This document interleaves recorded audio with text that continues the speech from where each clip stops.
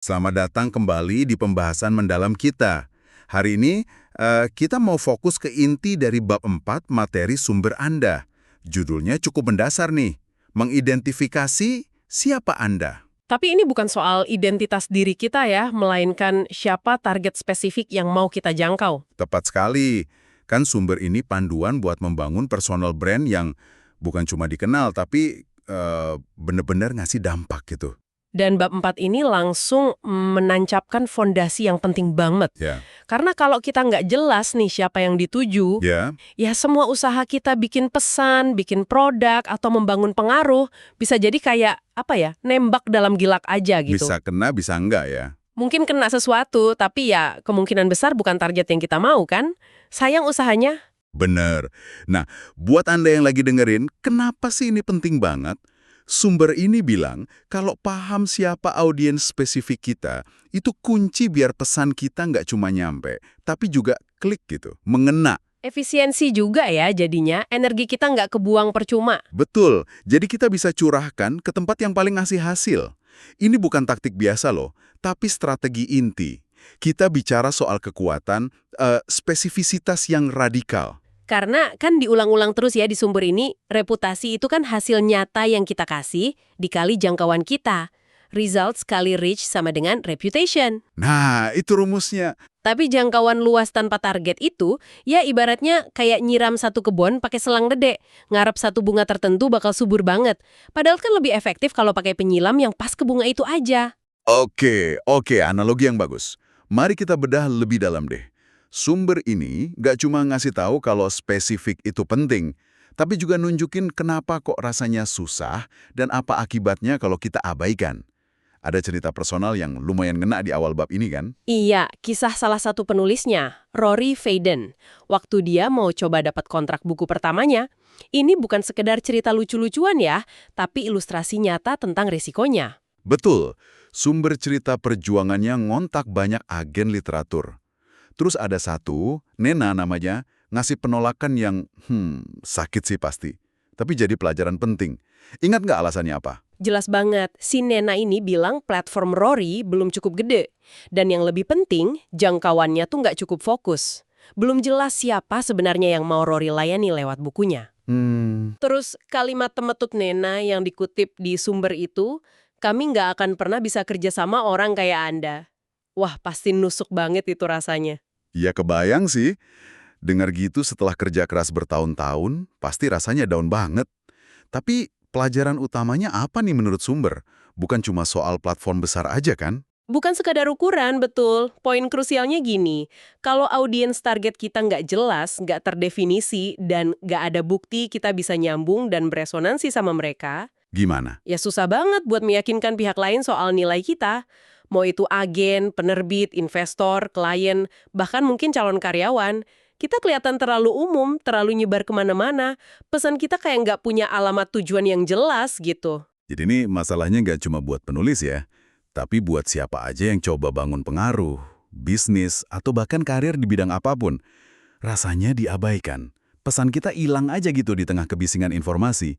Kita semua pernah ngerasain kan? Coba ngomong ke semua orang. Persis. Sumber ini menyoroti jebakan umum nih. Kita takut kalau terlalu spesifik, nanti peluang kita jadi terbatas. Mikirnya, wah kalau saya cuma targetin kelompok A, nanti kehilangan kelompok B, C, D dong. Iya, sering banget kepikiran gitu. Tapi ironisnya usaha buat nyenengin semua orang itu seringkali malah berakhir nggak benar-benar nyambung secara dalam sama siapapun. Kita cuma jadi suara latar aja, bukan sinyal yang jelas gitu loh. Ini jadi ingat analogi yang menarik banget yang dipakai sumber ini. Buat jelasin kenapa spesifisitas itu kuat banget. Efek pesta koktail itu. Ah ya, itu analogi cerdas banget. Coba bayangin Anda lagi di pesta, rame banget, berisik, puluhan orang ngobrol bareng, ada musik, gelas denting, wah pokoknya bising total. Oke. Tapi tiba-tiba dari seberang ruangan ada orang nyebut nama Anda. Mungkin suaranya nggak kenceng-kenceng amat, apa yang terjadi? Otomatis, kayak ada tombol filter di kepala gitu ya. Semua suara lain kayak mendadak redup, perhatian langsung ke sumber suara itu. Nama kita itu kan kata kunci paling personal ya. Nah, yang menarik di sini, dan ini inti analoginya buat personal branding, bukan kerasnya suara yang narik perhatian Anda, tapi relevansi dan spesifisitas sinyalnya. Pesan itu unik buat Anda. Otak kita otomatis prioritasin itu. Benar juga. Sumber ini bilang, pesan yang sangat spesifik buat audiens target Anda, itu cara kerjanya sama. Pesan itu bisa nembus kebisingan pasar yang padat banget, karena rasanya personal dan relevan buat yang nerima. Jadi bukan cuma didengar, tapi dirasain. Oke, ini masuk akal banget sih secara intuisi. Kalau pesannya rasanya buat gue nih, pasti lebih diperhatiin. Pertanyaannya sekarang gimana caranya kita bikin sinyal spesifik itu? Gimana kita tahu frekuensi yang pas buat audiens kita? Nah, disinilah bab 4 ini ngenalin alat konseptual yang kuat banget. Menciptakan avatar audiens ideal kita. Dan sumber ini nekenin banget ya, ini bukan sekedar bikin profil demografi umum kayak wanita usia 30-40 tinggal di kota besar. Lebih dari itu kan? Jauh lebih dalam. Konsep avatar ini nantang kita buat ngebayangin dan deskripsiin secara rinci satu orang spesifik yang mewakili inti audiens yang paling pengen kita layani. Bukan segmen pasar, bukan kelompok demografi, tapi satu individu hayalan yang rasanya nyata. Satu orang ya? Pertanyaannya jadi personal banget. Siapa satu orang ini yang hidupnya pengen banget kita ubah? Tapi kenapa fokus ke satu orang ini penting banget? Bukannya itu malah jadi membatasi ya? Justru nggak, secara paradoks. Fokus ke satu individu ini maksa kita buat nggak cuma di permukaan aja, nggak cuma generalisasi. Ini dorong kita masuk ke ranah psikografi, yang kata sumber ini jadi kunci sebenarnya. Psikografi? Kita nggak cuma nanya siapa mereka secara data, usia, kerjaan, lokasi, tapi kenapa mereka bertindak, berpikir, dan merasa kayak gitu. Oh, jadi ini soal memahami motivasi terdalam mereka ya? Ketakutan yang bikin mereka nggak bisa tidur, mimpi-mimpi mereka yang mungkin malu diakui, masalah paling penting yang pengen mereka selesaikan. Tepat sekali. Nilai-nilai apa sih yang mereka pegang? Frustrasi tersembunyi mereka apa? Sumber kebahagiaan mereka? Bahasa atau istilah apa yang biasa mereka pakai di komunitasnya? Paham lapisan-lapisan ini bikin kita bisa komunikasi dengan cara yang benar-benar nyambung di level emosi. Jadi nggak cuma jual produk atau jasa ya? Bukan. Kita nawarin pemahaman dan solusi buat masalah yang benar-benar mereka rasain. Pesan kita jadi relevan, bukan cuma logis tapi juga personal banget. Wah, ini kayaknya butuh usaha ya, intensif. Sumber ngasih contoh konkret nggak sih gimana avatar ini bentuknya dalam praktek? Ada, dan contohnya detail banget buat nunjukin kedalaman yang dimaksud. Mereka bikin avatar namanya Anthony Dunn. Coba kita lihat deh beberapa detailnya yang dikutip di sumber. Dia pria 40 tahun, mantan atlet football kampus yang kompetitif. Oke. Nikah sama pacar kuliahnya udah 15 tahun lebih, punya 2 anak cewek usia SD. Sumber bahkan nyebut detail kayak dia sibuk nemenin anaknya main boneka, balet, dikelilingi warna pink, tapi dia juga usaha nularin kesukaannya sama football SEC ke mereka. Detail kecil tapi bikin hidup ya. Secara profesional, dia digambarin sebagai pengusaha sukses yang bangun bisnis dari nol setelah keluar dari dunia korporat. Tapi dia ngerasa kewalahan, kerja terlalu keras, ngerasa ada yang kurang. Kewalahan. Dia punya ambisi gede, pengen ngasih dampak global lewat kepemimpinan, buku, seminar, tapi nggak yakin gimana caranya sendirian. Dia mulai sadar butuh dukungan, kayak coach atau tim gitu, mirip pas dia jadi atlet dulu. Wow, itu spesifik banget. Mulai dari latar belakang atletik, dinamika keluarga, sampai konflik internalnya soal sukses dan makna hidup. Ini bukan lagi sekedar pria pengusaha paruh baya. Rasanya kayak orang yang bisa kita kenal. Nah itu dia. Terus gimana nih, tahu detail kayak gini dia suka football SEC atau rasa kewalahannya ngebantu buat bangun personal brand? Ini kuncinya. Tahu detail kayak gini bukan cuma biar avatarnya hidup. Detail ini ngasih petunjuk konkret. Misalnya, tahu dia suka SEC football, bisa kasih ide di mana nyari dia online, mungkin forum fans, atau referensi, atau analogi apa yang dia suka, atau bahkan potensi kerjasama. Oke. Tahu rasa kewalahannya dan kangennya sama mentorship kayak zaman atlet, itu ngasih tahu kita masalah inti yang bisa kita bantu selesaikan dan bahasa apa yang bakal nyambung sama dia. Misalnya ngomongin soal tim, strategi, performa puncak, detail ini tuh bahan baku buat bikin konten, produk, dan strategi komunikasi yang super tertarget. Jadi, tiap detail, sekecil apapun, bisa jadi pintu masuk buat koneksi dan relevansi ya. Nah, buat Anda yang denger ini, bisa ngebayangin nggak sosok kayak Anthony? Walaupun mungkin dia bukan target Anda, tapi deskripsi ini ngasih gambaran nggak soal tingkat kedalaman yang dimaksud sumber ini? Dan penting ya buat ditekankan, latihan bikin avatar ini bukan cuma trik marketing biar jualan laku. Bab ini secara jelas nyambungin lagi ke konsep yang lebih gede yang udah dikenalin di bab sebelumnya. Jadi, mission driven messenger. Iya bener. Ide soal pembawa pesan yang digerakin misi, yang fokus utamanya itu dampak dan pelayanan, bukan cuma untung finansial semata. Gimana avatar nyambung ke sini? Sumber ini ngajuin gagasan yang kuat banget dan bikin kita mikir. Alasan Anda, your why, itu seringkali adalah seseorang, your who. Menarik. Buat orang-orang yang benar-benar digerakin misi, motivasi terdalam mereka itu seringkali nyangkut banget sama keinginan tulus buat ngebantu atau melayani orang tertentu. Avatar mereka bukan cuma target pasar, mereka itu perwujudan dari tujuan kenapa personal brand itu ada. Wah, ini ngubah cara pandang banget ya. Jadi pertanyaannya bukan lagi cuma siapa target demografis gue yang paling untungin, tapi jadi siapa orang yang keberadaannya ngasih makna buat apa yang gue lakuin. Siapa yang pengen gue bantu sepenuh hati lepas dari untung ruginya. Ini pertanyaan yang jauh lebih dalam. Tepat.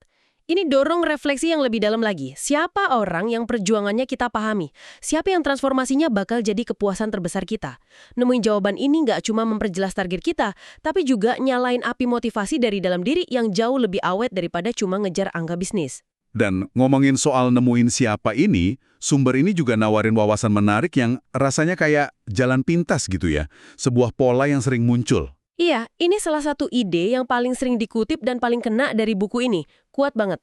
Anda seringkali paling kuat diposisikan untuk melayani orang yang pernah menjadi diri Anda di masa lalu. Coba kita berhenti sebentar di sini. Coba pikirin ini dalam konteks Anda sendiri. Perjuangan spesifik apa sih yang pernah Anda hadapi dan berhasil lewati? Masalah unik apa yang udah Anda lalui? Pengetahuan, skill, atau cara pandang apa yang Anda dapat dari pengalaman sulit itu? Sumber ini bilang, pengalaman pribadi ini aset paling berharga Anda. Kenapa? Karena itu ngasih sesuatu yang nggak bisa dibeli atau dipelajari dari buku. Empati otentik dan kredibilitas yang mendalam. Oh ya, benar. Anda nggak cuma tahu soal masalahnya, Anda pernah ngerasain sendiri. Anda paham nuansanya, frustrasinya, harapan tersembunyi yang mungkin nggak kelihatan sama orang luar. Dan karena Anda udah berhasil ngelewatin itu, Anda secara alami punya peta jalan atau setidaknya pemahaman yang bisa bantu orang lain yang masih kejebak di tempat Anda dulu. Contoh Lewis Howes dari bab sebelumnya pas banget di sini ya. Sumber ngingetin kita kalau School of Greatness itu nggak dimulai karena dia udah ngerasa hebat. Justru kebalikannya. Gimana tuh? Dia mulai itu karena dia sendiri ngerasa hilang arah dan butuh panduan setelah karir football profesionalnya berhenti mendadak karena cedera. Dia jadi murid pertama, nyari jawaban buat dirinya sendiri, terus dia bagiin proses dan temuannya itu. Dia melayani dirinya di masa lalu. Pola ini kelihatan lagi dan lagi di personal brand yang paling otentik dan berdampak. Mereka nggak pura-pura jadi guru sempurna dari awal. Mereka itu kayak teman seperjalanan yang mungkin beberapa langkah lebih depan dan mau bagiin peta serta nunjukin jalan. Perjuangan masa lalu mereka jadi sumber pelayanan mereka sekarang. Ada jebakannya nggak sih pendekatan ini? Mungkin ya kayak terlalu fokus ke masa lalu atau nganggep pengalaman kita itu berlaku buat semua orang. Tapi sumber ini nekenin ini sebagai titik awal yang kuat banget. Jadi kalau kita rangkum semua benang merah ini buat Anda yang lagi dengerin ya, apa sih implikasi praktis dari semua obrolan soal spesifisitas, avatar, psikografi, dan melayani diri di masa lalu ini? Gimana ini ngubah cara Anda jalanin semuanya? Implikasinya tuh nyebar ke hampir semua aspek bangun pengaruh atau bisnis.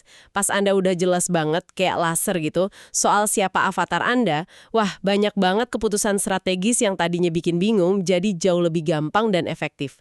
Kayak punya kompas yang nunjuk ke arah yang benar terus. Bisa kasih contoh spesifik gimana kejelasan ini ngebantu? Bisa banget. Pertama, soal nemuin audiens. Anda jadi tahu persis nyari mereka di mana. Platform medsos mana sih yang mereka sering pakai? Komunitas online atau offline apa yang mereka ikutin? Acara apa yang mereka datengin? Jadi kita berhenti nebar jala sembarangan. Oke, masuk akal. Kedua, bikin konten. Anda jadi tahu topik apa yang relevan, pertanyaan apa yang ada di kepala mereka, masalah apa yang pengen mereka beresin. Anda bisa bikin konten yang rasanya kayak jawaban langsung doa mereka, bukan cuma info umum aja. Nah, itu penting. Terus, kalau soal nawarin produk atau layanan gimana? Sama jelasnya. Anda bisa rancang produk atau layanan yang secara spesifik nyelesain rasa sakit atau memenuhi mimpi terdalam avatar Anda. Anda tahu fitur apa yang penting buat mereka, mana yang enggak. Harga juga jadi lebih gampang ya nentuinnya. Betul, bahkan nentuin harga jadi lebih mudah. Anda nggak lagi nebak-nebak, tapi bisa ngaitin harga sama nilai transformasi spesifik yang Anda tawarin ke orang ini. Keputusan soal kerjasama juga jadi lebih jelas. Anda nyari partner yang ngelayanin avatar yang sama atau saling melengkapi. Sebaliknya nih ya, kalau nggak jelas soal siapa Anda, itu resep buat buang-buang sumber daya dan bikin frustrasi. Gimana tuh contohnya? Ya, Anda bakal habisin waktu dan uang di platform yang salah, bikin konten yang nggak ada peduli, bangun produk yang nggak pas sama kebutuhan pasar. Anda bakal terus ngerasa kayak Rory di awal cerita tadi, teriak-teriak di keramaian tapi nggak ada yang beneran denger atau peduli. Anda jadi nggak relevan. Wah, ini benar-benar ngubah cara pandang soal spesifisitas ya. Bukan sebagai batasan, tapi justru sebagai pemfokus energi yang paling kuat. Ini soal milih medan perang di mana kita bisa menang dan ngasih dampak paling besar. Persis. Ini soal kedalaman, bukan cuma luasnya aja. Kayak sinar laser lawan bola lampu. Sama-sama ngeluarin energi, tapi kan cuma fokusnya laser yang punya kekuatan buat kerja presisi. Fokus ke avatar Anda tuh bikin Anda bisa kerja presisi dalam bangun hubungan dan ngasih nilai. Baiklah, mari kita coba rangkum intisari dari pembahasan kita soal bab 4 ini. Apa aja nih poin-poin kunci yang perlu Anda ingat? Pertama, spesifisitas itu kekuatan super Anda. Jangan takut buat ngerucutin fokus. Mencoba narik semua orang, itu artinya nggak narik siapapun secara mendalam. Pilih avatar Anda. Oke, yang kedua? Kedua, gali lebih dalam, jangan cuma demografi. Bikin avatar yang hidup dengan paham psikografi mereka, motivasi, ketakutan, mimpi, nilai-nilai. Ini kunci relevansi emosional. Ketiga? Ketiga, hubungin murapa Anda dengan siapa Anda. Buat para mission-driven messenger, tujuan mereka seringkali terwujud dalam keinginan buat melayani orang tertentu. Avatar Anda bisa jadi sumber motivasi terdalam Anda. Dan yang keempat terakhir? Keempat, lihat ke belakang buat melangkah maju. Pengalaman dan perjuangan masa lalu Anda itu aset unik. Anda seringkali paling cocok buat melayani orang yang lagi ngalamin apa yang pernah Anda alamin. Jangan remehkan kekuatan cerita dan empati Anda. Jadi apa artinya semua ini buat Anda? Ini artinya meluangkan waktu buat benar-benar identifikasi dan paham siapa Anda itu bukan langkah opsional ya. Ini fondasi fundamental yang bakal nentuin seberapa efektif semua usaha Anda selanjutnya dalam bangun pengaruh, reputasi, dan dampak. Tanpa fondasi ini, ya bangunan personal brand Anda bakal goyah. Ini membawa kita ke pemikiran penutup buat Anda renungkan. Ini langkah selanjutnya yang penting, yang lebih dari sekedar latihan di atas kertas. Setelah Anda pakai panduan dari sumber ini, buat definisiin avatar Anda sedetail mungkin, kasih nama, cerita, masalah, mimpi. Pertanyaan berikutnya adalah, gimana caranya Anda bisa mulai benar-benar dengerin orang-orang nyata di dunia yang paling dekat sama profil avatar Anda? Maksudnya, keluar dari pikiran kita sendiri dan masuk ke dunia mereka gitu ya? Tepat. Percakapan nyata apa yang bisa Anda mulai minggu ini? Mungkin kirim beberapa pesan pribadi di medsos, bikin survei singkat yang fokus, gabung ke grup online tempat mereka ngumpul, dan cuma ngamatin bahasa sama kekhawatiran mereka. Atau bahkan ngobrol langsung. Bisa juga mungkin jadwalin beberapa video call singkat buat wawancara informal.